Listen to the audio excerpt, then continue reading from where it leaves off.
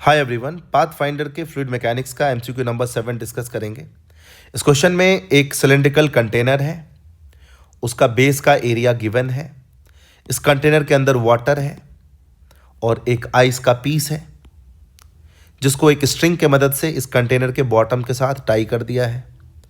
इस थ्रेड का जो लेंथ है, स्ट्रिंग का जो लेंथ है, वो ऐसे एडजस्टेड है कि आइस का कुछ पार्ट इस कंटेनर के बाहर है। This is given in the question. और इस स्ट्रिंग के अंदर जो टेंशन है वो 1 न्यूटन है।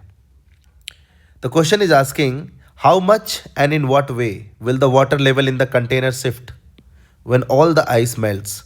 यानी आइस के मेल्ट होने के बाद ये लेवल इंक्रीज होगा या डिक्रीज होगा।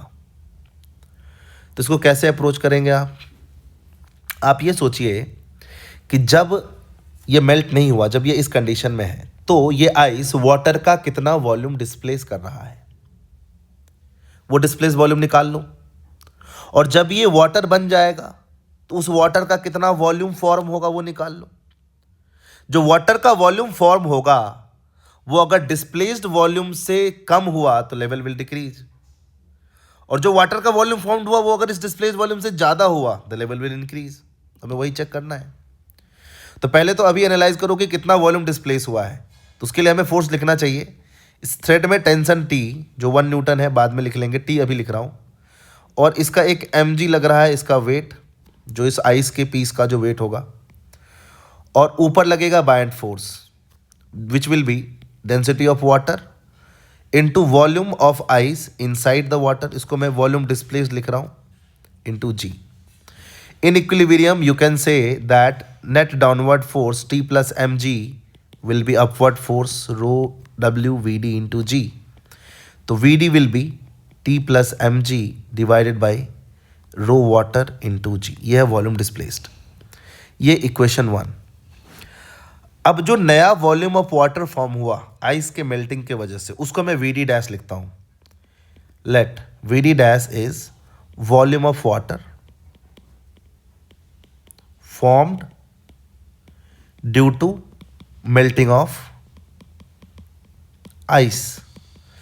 तो मास तो कंजर्व ही रहेगा ना। तो आइस का मास अगर m है तो वो m मास किस में कन्वर्ट होने वाला है, वाटर में। तो इसका डेंसिटी हो जाएगा रो डब्ल्यू। वॉल्यूम जो फॉर्म हुआ उसको मैंने बोला वी डी डैश से डिनोट कर लो। यानी कि यहाँ जो वी डी डैश आ रहा है ये आ रहा है m अपॉन रो डब्ल्यू। तो ये अगर इससे बड़ा हुआ, ये वी डी डैश अगर इस वी डी से बड़ा हुआ, यानी वॉल्यूम जो फॉर्म हुआ वो पहले जो डिस्प्लेस वॉल्यूम था उससे ज़्यादा हो गया, तो लेवल विल इंक्रीज। और अगर ये वी डी डैश जो है वो कम हुआ इसे, तो लेवल विल डिक्रीज। अच्छा, कंपेयर करने के लिए काम करो ना, यहाँ पे ऊपर नीचे जी मल्टीप्लाई कर दो तो अच्छा रहेगा, तो आप कंपेयर कर पाएंगे। ऊपर नीचे तो मल्टीप्लाई कर ही सकते हैं ना। तो नीचे वाला पार्ट तो सेम है, ऊपर यहाँ टी प्लस एम जी और यहाँ सिर्फ एम जी है। तो क्लियर है कि जो वी डी डैश है that is less than V D. तो final volume of water formed is less than the initial volume displaced by the ice. That means this means that level will decrease। अच्छा, कितना decrease करेगा भाई? जितना इन दोनों volume में difference है।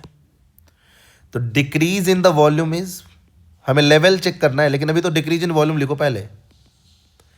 Decrease in volume is V D minus V D dash. यानी इस 1 में से 2 को घटा दीजिए, V D minus V D dash आ जाएगा। देखो, इसमें से इसको माइनस करोगे तो एम जी और एम जी हट जाएगा, ऊपर बचेगा टी। एक सेकेंड भाई, स्पेस कम हो गया थोड़ा। तो यहां पर ये क्या आएगा बताइए? टी अपॉन रो वाटर जी। कैसे आया ये माइनस हो जाएगा ना रे भाई, ये माइनस हो जाएगा ना। क्या बचेगा? T by rho W G, ये आएगा।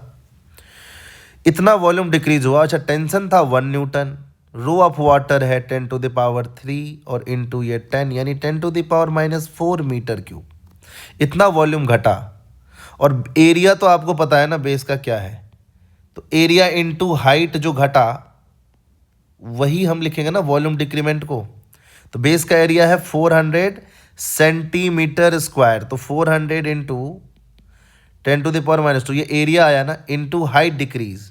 Should be equal to volume decrease 10⁻⁻⁴, यानी h will be equal to 10⁻⁻² divided by 400 into 1 second, ये 10⁻⁻⁴ था और 10⁻⁻² था, यहाँ पे 4 लिख देता हूँ मैं, 10⁻⁻², this will become 10⁻⁻² divided by 400. Solving this you will get height as 2.5 into 10⁻⁻3, यही है ना, हाँ 10⁻⁻3 metre. So this is the height by which the level will decrease. So the height will shift downward by 2.5 into 10⁻⁻3 metre. तो ये हमारा answer है. कुछ खास नहीं है सवाल में, सिंपल क्वेश्चन है. तो अब इसमें इससे ज़्यादा क्या एक्सप्लेन करूं. किसी भी सवाल में जब लेवल के चेंज होने की बात हो तो आप देख लीजिए कि वो ऑब्जेक्ट पहले कितना वॉल्यूम डिस्प्लेस कर रहा है और बाद में कितना वॉल्यूम डिस्प्लेस कर रहा है, और वहाँ से आप कंपेयर कर सकते हैं कि लेवल इंक्रीज होगा या डिक्रीज होगा. तो this is all about the question. मिलते हैं अगले क्वेश्चन के सॉल्यूशन में. Till then bye bye, thanks for watching.